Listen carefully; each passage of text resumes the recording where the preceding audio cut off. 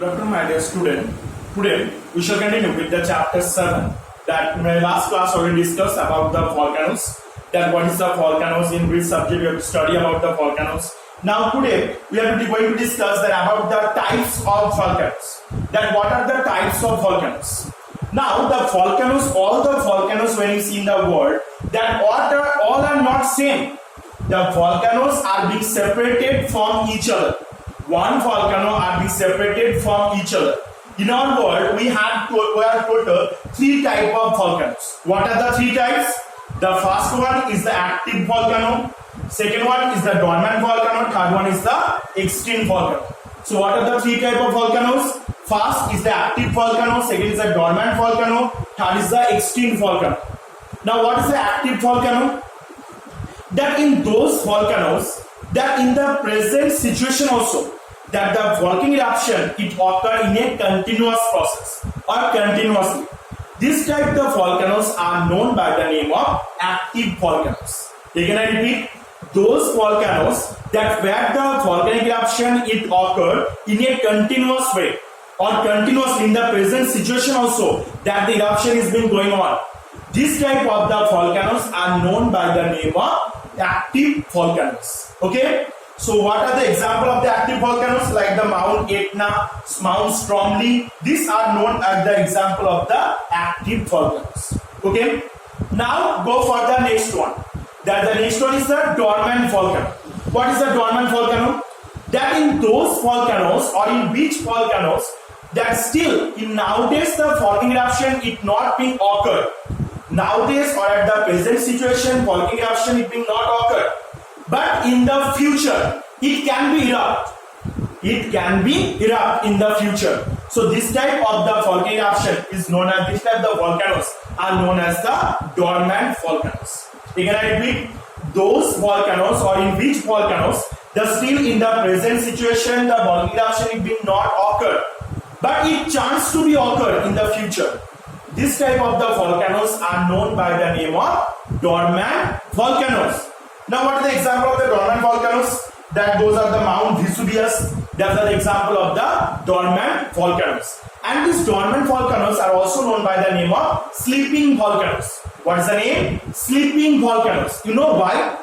Because these volcanoes are being sleeping way or it's the sleeping mode. But anytime it can be erupt.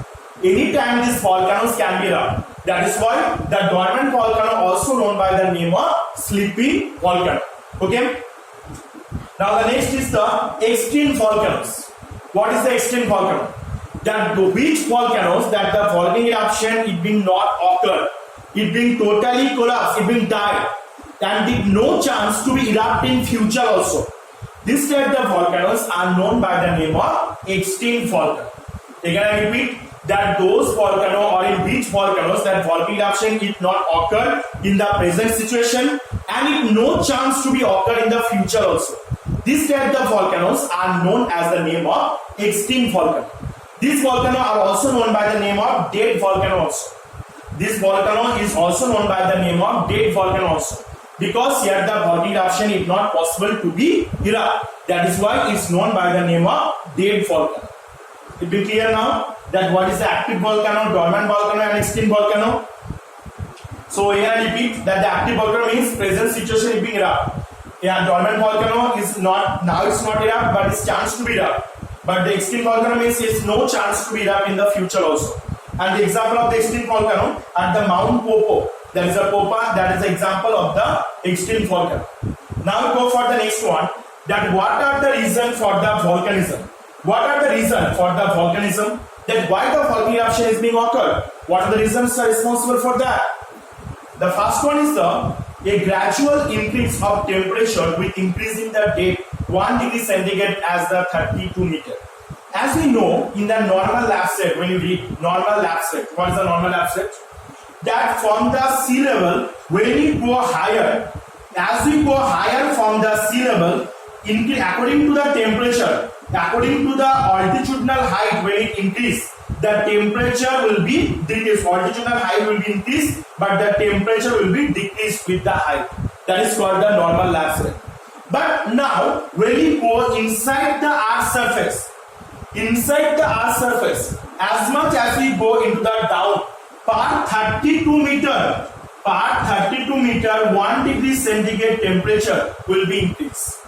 That as much we go down from the earth surface, below the earth surface, then as per the 32 meter, every 32 meter, 1 degree centigrade temperature will be increased.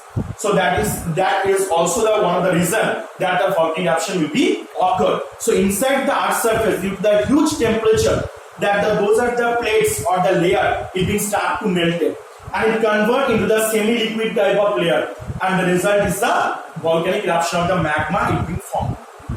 Now the second is the magma it formed that lowering the point which is caused due to the reduction in the pressure of the overlying material. Now if any place that we get the high amount of temperature, high amount of pressure, then what happens? Generally this region where the temp or the area or those are the land masses is start to be melt, and the result is the formation of magma. Third is the gases and the vapor are formed due to the heating of the water, and those are the underground water it being present due to the heavy temperature, very high temperature, that the water it start to convert due to the evaporation process, it convert into the gaseous form.